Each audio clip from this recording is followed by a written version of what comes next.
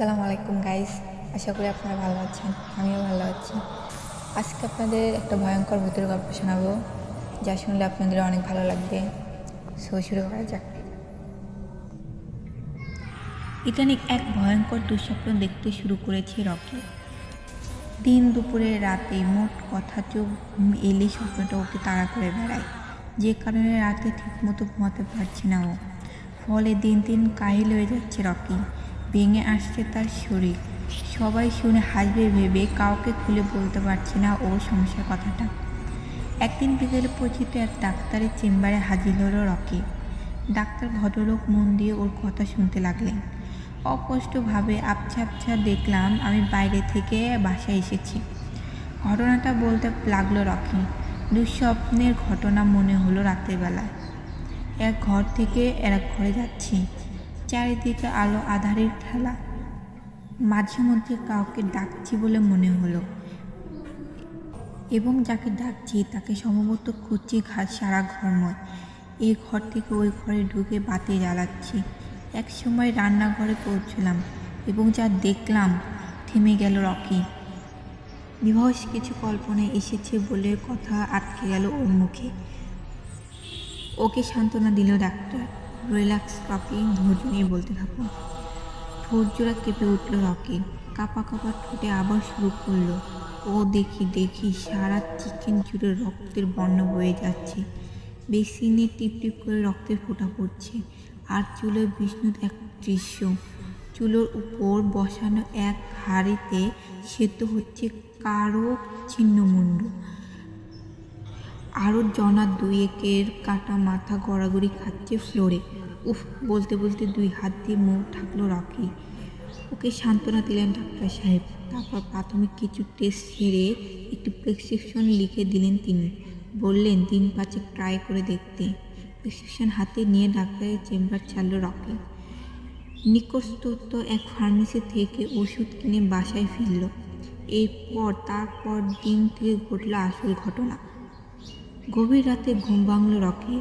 সারা শরীর ঘেমে গেছে, কপালে ঘাম মুখে বেয়ে নামছে রেখা টেনে টেনে। হাঁপাচ্ছে ও হাঁপেনের মতন, যেন হিস্টেরিয়া রোগের শ্বাসকষ্ট দিচ্ছে প্রচণ্ড। বেড সুইচ টিপে অন্ধকার ঘরে আলো জ্বালালো রকি। বিছানা ছেড়ে উঠে দাঁড়ালো। প্রচণ্ড পানি পিপাসা পেয়েছে। প্রতিদিনের মতো আজও সেই একই দুঃস্বপ্ন দেখেছে ও। তবে আজ স্বপ্নে একটু অন্যরকম সাপ এসেছে। সেই ছিন্নমুণ্ডগুলো শনাক্ত করে পেয়েছে রকি। মোটেও বিশ্বাস হচ্ছিল না ওর স্বপ্নের মধ্যে। এগুলো ওর পরিবারের মুণ্ড ছিল, ওর ছোট ভাই, ওর বড় বোন আর ওর মা। অসহ্য। হঠাৎ কিছু একটা ভেবে পাশে ঘরে এলো রকি। এ ঘরে ওর মা আর ছোট বোন ঘুমোয়, কিন্তু অন্ধকার ঘরে কিছুই নজরে এলো না।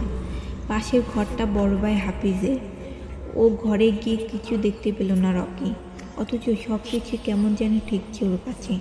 মনে হচ্ছে স্বপ্নের মাঝে ঘটছে এসব। আসলে হয়তো ঘুমের ঘোর এখনও কাটেনি। ধীরে পায়ে ঠুলতে ঠুলতে কিচেনের দিকে এগোলো রকি। ঠিক তখনই ওর মনে হলো কেউ একজন ওকে অনুসরণ করছে। ছট করে চারিদিকে নজর ঢাললো। ও না, কেউ না। অল্প অল্প কিচেনের সামনে আসতে লাগলো রকি। কিচেনের বাতি জ্বলছে। সেই আলোর মধ্যে রকি হতবাক হয়ে লক্ষ্য করলো যে কিচেনের ফ্লোর জুড়ে টকটকে লাল তরল পদার্থের বন্যা।